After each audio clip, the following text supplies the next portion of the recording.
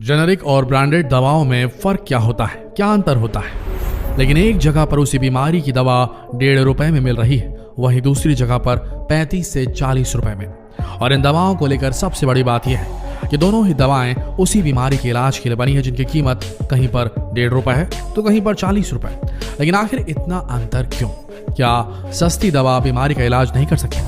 अगर आप भी ऐसा सोचते हैं तो इस गलतफहमी को अपने दिमाग से निकाल दीजिए, क्योंकि दोनों ही दवाएं बीमारी का इलाज करने के लिए बनी हैं, लेकिन कीमतों में बहुत फर्क है। असल में हम जिस दवा की बात कर रहे हैं उसे जेनेरिक मेडिसिन कहते हैं और महंगी दवाओं को ब्रांडेड मेडिसिन कहते हैं।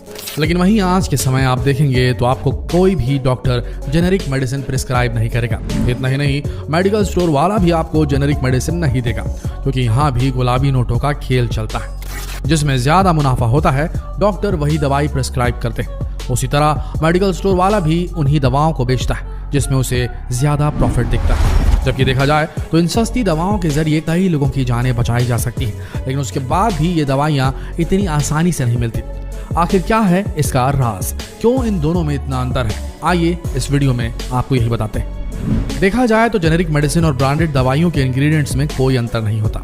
असल में सभी दवाएं एक तरह के केमिकल सॉल्ट से बनी होती है। इन दवाओं को बनाने के लिए तरह तरह की रिसर्च की जाती है और उसके बाद ही इन्हें अलग अलग बीमारियों के लिए बनाया जाता है। जेनेरिक दवा जिस सॉल्ट से बनी होती है उसी के नाम से जानी जाती है और उसी नाम से बिकती है। जैसे दर्द और बुखार में काम आने वाली पैरासिटामोल सॉल्ट को कोई कंपनी इसी नाम से बेचे तो उसे जेनेरिक दवा कहेंगे। वहीं जब इसे किसी ब्रांड जैसे कि क्रोसिन के नाम से बेचा जाता है तो ये उस कंपनी की ब्रांडेड दवा कहलाती है। लेकिन इसमें सबसे बड़ा अंतर यह है कि सर्दी, खांसी, बुखार और बदन दर्द जैसी रोजमर्रा की दिक्कतों के लिए जो दवा महज 10 पैसे से लेकर 1.5 रुपए प्रति टैबलेट में मिलती है, वहीं जब कोई ब्रांडेड कंपनी इसे अपने नाम से बेचती तो इस दवा की कीमत 35 रुपए से 40 रुपए तक पहुंच जाती है। ऐसी कई जानलेवा बीमारियां हैं जिनकी जेनेरिक मेडिसिन बहुत ही कम कीमतों में आती है, लेकिन जब यही दवाएं कोई ब्रांडेड कंपनी बनाती है, उस पर शोध करती, रिसर्च करती, तो उसे बनाने के बाद कंपनी उस पर 15 से 20 साल के लिए पेटेंट ले लेती है और फिर उस दवा को बेचने के लिए मेडिकल रिप्रेजेंटेटिव रखे जाते हैं, सेल्स पर्सनल रखे जाते हैं। इनकी मार्केटिंग पर अच्छा खासा पैसा खर्च किया जाता है और इसी वजह से ये दवाएं इतनी महंगी हो जाती है। लेकिन अगर यही दवाएं इन खतरनाक बीमारियों के लिए जेनेरिक में उपलब्ध होती तो कहानी कुछ और ही होती। जैसे HIV की दवा टैनोफिविर या एफाविरेज की ब्रांडेड दवा का खर्च $2,500 यानी करीब $1,75,000 रुपए आता है, जबकि जेनेरिक दवा में यही खर्च $12 यानी कि महज $840 रुपए महीने तक हो जाता है। सोचिए कितना बड़ा अंतर है। इसी तरह कैंसर के इलाज में इस्तेमाल होने वाली दवाओं की बात करें तो नोवार्टिस की कैंसर की दवा ग्लिवियो इमेटिनिब मिसालाइट का एक महीने का खर्च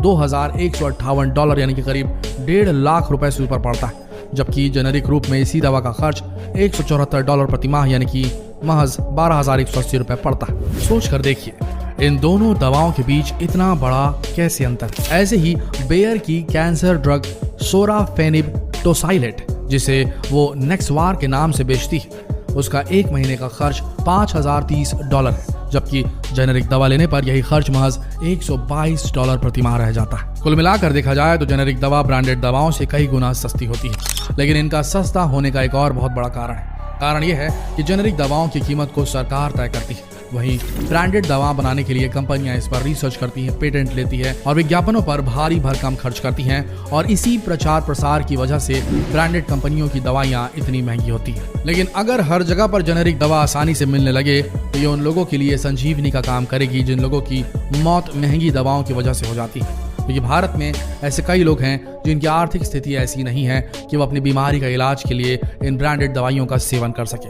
और अगर आप भी जेनेरिक दवाओं को हासिल करना चाहते हैं तो आपको बता दें कि bureau of pharma PSUs of India BPPI पर प्रधानमंत्री जन औषधि योजना PMBJP को लागू करने की जिम्मेदारी।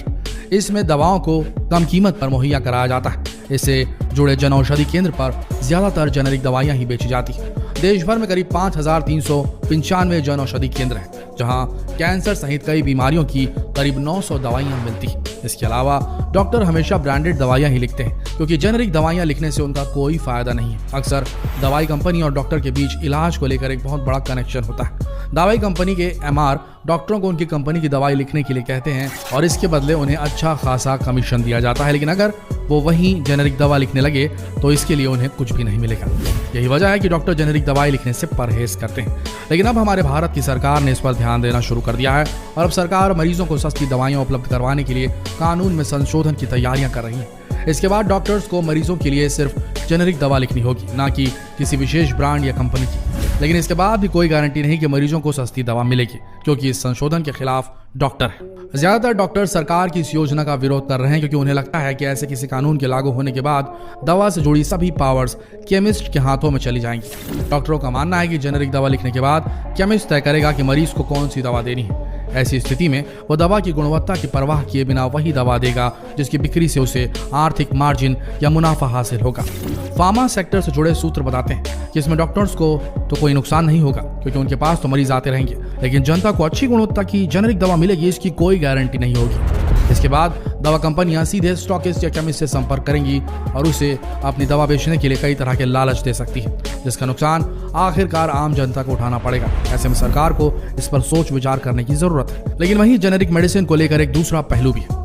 अगर ऐसे किसी कानून पर संशोधन होता है और जेनेरिक दवाइयों को मैंडेटरी यानी कि अनिवार्य कर दिया जाता है, तो इससे लाखों नौकरियों पर खतरा बन जाता है, क्योंकि एक दवा को कई कंपनियां बनाती हैं, उनके प्रचार प्रसार या उन्हें प्रमोट करने के लिए भारी भरकम स्टाफ रखती हैं। इनमें सबसे ज्यादा मेडिकल रिप्रेजेंटेटिव MR होते हैं, जो डॉक्टर्स के पास विजिट कर उन्हें अपनी कंपनी की दवा लिखने को कहते हैं। कई डॉक्टर्स को इसके लिए बाकायदा कमीशन या महंगे महंगे गिफ्ट तक दिए जाते हैं। ऐसे में डॉक्टर्स जब सिर्फ जेनेरिक दवा लिखेंगे तो ये सब करने की जरूरत नहीं पड़ेगी। इसका दूसरा असर ये होगा कि ब्रांडिंग खत्म हो जाएगी, तो दवा कंपनियों को प्रचार प्रसार के लिए स्टाफ भी कम करना पड़ेगा। कई लाख मेडिकल रिप्रेजेंटेटिव्स की नौकरियां खतरे में आ जाएंगी। फार्मा और मेडिकल सेक्टर से जुड़ी डॉक प्लेक्सेस के मुताबिक बड़ी कंपनियों में से प्रत्येक अपने उत्पादों के प्रचार प्रसार के लिए 5000 से ज्यादा फील्ड स्टाफ रखती है। इसके अलावा फार्मा कंपनियां कुल बजट का 20% फील्ड स्टाफ की भर्ती और खर्च का 60% फील्ड स्टाफ और उनसे जुड़ी गतिविधियों पर खर्च करती है। लेकिन इस कानून में संशोधन होने के बाद इन सारी नौकरियों पर खतरा मंडराने लगेगा।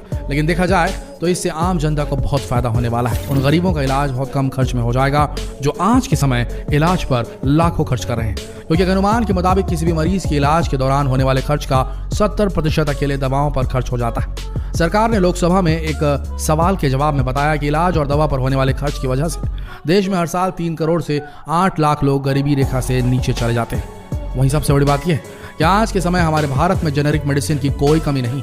देश में सालाना करीब 1 करोड़ 27 लाख करोड़ की दवाएं बेची जाती हैं। इसमें 75% से ज्यादा हिस्सा जेनेरिक दवाओं का होता है। आपको जानकर हैरानी होगी कि भारत जेनेरिक दवाओं का सबसे बड़ा एक्सपोर्टर है। दुनिया भर की डिमांड की 20% दवाइयां जेनेरिक वाली भारत सप्लाई करता है। अमेरिका में 40% और यूके में 25% दवाइयां भारत सप्लाई करता है। 2018-19 की बात करें तो भारत ने 1920 करोड़ डॉलर की दवाइयां एक्सपोर्ट की थी।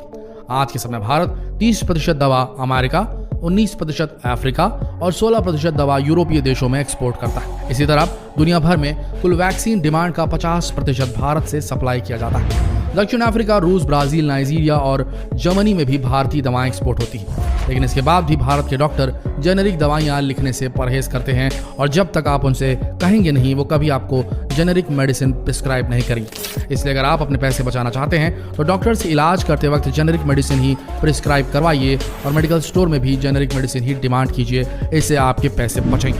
जितना हो सके इस बहुत ही महत्वपूर्ण जानकारी को देश भर में शेयर करें। फेसबुक पर इस वीडियो को शेयर करें, व्हाट्सएप पर इस वीडियो को शेयर करें, यूट्यूब पर इस वीडियो को शेयर करें, ताकि लोगों तक सही जानकारी पहुंच सके। मिलते हैं अगले वीडियो में, तब तक के लिए आप सबका इस वीडियो के अंत तक बने रहने के लिए दिल से धन्यवाद।